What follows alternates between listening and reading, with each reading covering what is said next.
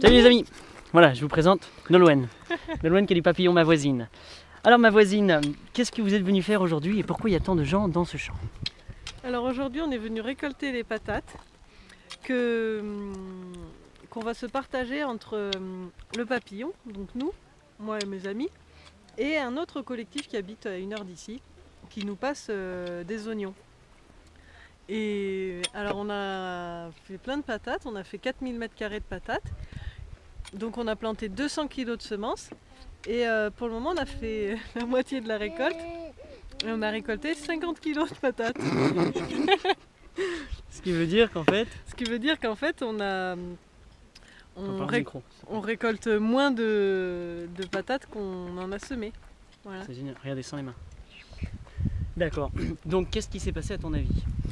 Alors il s'est passé plein de trucs différents. Donc déjà on a planté les patates très très tard dans l'année parce qu'il pleuvait, c'est-à-dire fin mai, début juin. D'accord, nous sommes dans le Tarn, je rappelle à l'audience. Voilà. Et donc en général dans le Tarn à l'audience ça se plante courant avril. Voilà. Et parce qu'il n'arrêtait pas de pleuvoir, on devait passer le tracteur, impossible parce que la terre était trop mouillée, tout ça. Donc on a pu faire ça seulement début juin. On a passé le tracteur, on a retourné la terre, on a planté les patates, très peu profond parce qu'on l'a fait avec une machine qui plante les patates très peu profond.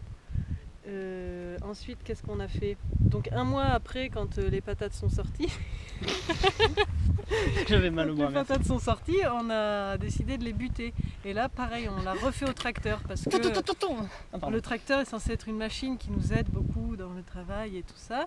Au final, on a utilisé un outil qui s'appelle une charrue et quand on butait les patates, en fait, ça déterrait les pieds. Et c'était pas du tout la bonne technique. Et du coup, ça a retourné les pieds juste avant la sécheresse de cet été. Donc ça les a bien fait sécher, ce qui les a empêchés de repartir correctement. D'accord. Alors moi j'ai une question. Pourquoi en fait l'utilisation du tracteur? Alors l'utilisation du tracteur se pose... Voilà l'autre papillon. Alex, viens d'ailleurs, on a besoin de toi pour une interview directe en live. Vas-y, dis-moi. Bah, il faut que tu viennes là, c'est mieux pour le cadrage. Ah ouais. On a utilisé le tracteur parce qu'on a fait une très grande surface de patates, parce qu'on est donc 2 collectifs à manger sur ces patates. Et il y a des années où on l'a fait à la main et pour certaines personnes c'était trop épuisant. Et c'est vrai que le tracteur, pour certaines manipulations, peut être un outil qui facilite la plantation des patates. Et donc là, pour la plantation, ça nous a bien facilité la chose parce qu'en une journée, on a réussi à planter tout ça, alors qu'à la main, on aurait mis, je sais pas moi, 2 jours ou 3 jours peut-être. Donc il y a eu un gain de temps. Un gain de temps. Et d'énergie. Et d'énergie humaine, mais pas pétrolifère. D'accord. Ça se calcule. Est-ce que, alors moi ma question, je me demande, est-ce que c'est parce que pour la première fois vous avez voulu faire pousser trop de patates, c'est-à-dire plus que pour vous? C'est-à-dire assez pour votre consommation à l'année, plus celui de l'autre collectif? En fait, l'année dernière, on a déjà fait cette expérience-là. D'accord. De faire des patates pour 2 collectifs. Et l'année dernière, ça a bien marché. On les a plantées à la main. L'année dernière. Ouais. On les a plantées à la main, on les a butées à la main et on les a récoltées avec des bœufs. D'accord. Et l'année dernière, ça a bien marché parce qu'il y a eu un gros travail du sol, un amendement. Non, pas vraiment ça. C'est parce qu'il y a eu de l'eau pendant l'été. Il y a eu de l'eau pendant l'été et on s'en est très bien occupé, c'est-à-dire qu'elles ont été bien désherbées pendant tout l'été, tout ça. Donc en gros, si vous voulez faire des patates en grosse quantité comme ça, il faut quand même une attention assez particulière. Et, oui, donc plus ça que demande d'être sur place. Et là, c'était compliqué parce qu'ici, c'est pas chez nous. Et du coup, ça nous demandait de venir. Et on ne peut pas venir ici tous les jours s'occuper des patates alors que chez nous, on a déjà plein d'autres trucs. C'est-à-dire qu'il y a ça aussi à prendre en compte dans la dépense énergétique qu'il y a à fournir pour faire des patates. C'est-à-dire que vu qu'on est sur plusieurs collectifs, on est à 30 bornes les uns des autres. Il faut faire tous les déplacements aussi en bagnole. Il faut pouvoir se libérer du temps, ce qui n'est pas forcément évident pour qu'on soit tous ensemble en même temps, au même moment. Donc l'idéal c'est chez toi en fait, ou vraiment à proximité de ton... pour les patates, moi mon avis personnel c'est ça, c'est que ce soit tu te fais tes propres patates dans ton jardin, à côté de chez toi, et puis là c'est rentable. En fait je pense que tu peux aussi faire tes patates chez toi, si tu as un grand espace, tu peux faire des patates pour plusieurs personnes, pour plus de personnes que toi tout seul. Mais comme tu es sur place, ça facilite. D'accord. Ce serait un avantage de vraiment le faire sur place. Voilà. Parce que là, en fait, vous pouvez expliquer justement à mon audience, salut l'audience, pourquoi et comment vous êtes arrivé là, pourquoi c'est pas chez vous les patates? Parce que chez nous, on a un jardin de 5000 m²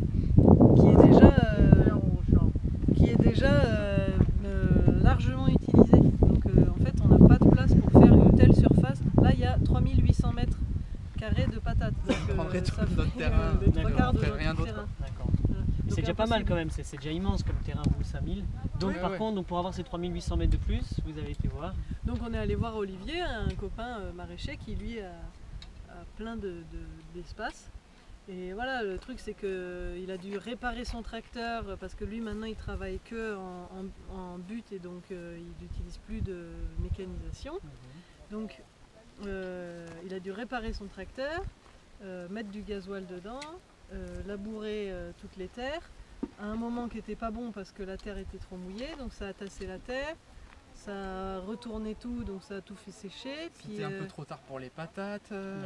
C'était le début de la sécheresse, enfin, et donc on a fait aussi beaucoup de mal à la terre de notre ami. D'accord. Donc en gros, vraiment l'utilisation de la machine, elle n'était pas du tout nécessaire. Non. Et vous aurez pu le faire à la main, ce qui met plus de temps. Plus de temps. C'est ça aussi l'intérêt de l'avoir chez soi, c'est que du coup, tu n'es pas obligé de le faire en une journée.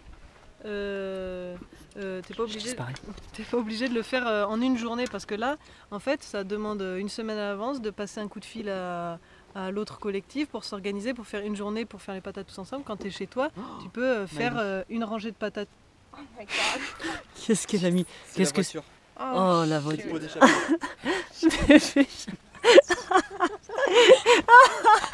Mais chaque... rigole pas, elle va vouloir le Qu'est-ce que t'as fait? Bon, on reprend le tournage dans 2 secondes. Je trouve que c'est une expérience intéressante dans le sens où on fait les trucs avec d'autres gens, des gens qu'on n'a pas l'habitude de côtoyer tous les jours. Dans ce sens-là, c'est intéressant. C'est pour ça que tout à l'heure à la réunion, je disais que j'aimerais bien qu'on continue à faire des trucs ensemble. Par contre, je pense que les patates, c'est pas le plus judicieux en ce moment parce que nous, on est en train on est en période de transition, on est en train de changer de terrain, de tout ça, machin. Donc on n'a pas la place, on n'a pas la disponibilité pour faire des patates en grande quantité comme ça. On n'a pas les machines. Et donc là, voilà, pour le moment, on va arrêter de fonctionner comme ça. Et après. Mais si tu as de la terre, si vous avez plus de terre, vous le referez volontiers? J'aimerais bien réessayer, mais sous une autre forme, c'est-à-dire, comme je te disais, faire.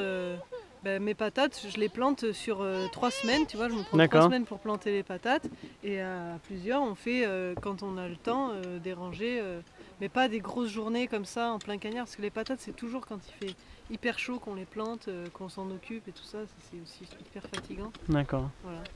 Ouais. D'accord. Bon, et ben je vais filmer un petit peu le travail. On va filmer la récolte voilà, là-bas qui est... Après, c'est peut-être un truc que tu peux rajouter. Ouais. C'est que la patate, c'est de la monoculture. On pourrait peut-être essayer de le faire en permaculture, mais du coup, ce serait juste chaque personne dans son jardin qui a quelques patates, qui récolte de temps en temps.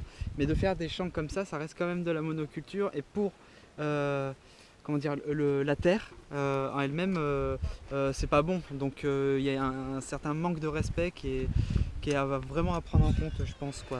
Voilà. Donc tu l'insérais par exemple dans des buts, etc. ou sur un autre type de polyculture? Au moins 5 fruits et légumes par jour. Pommes de terre. Ouais, c'est pour ça que c'est une des raisons pour lesquelles moi je le ferai.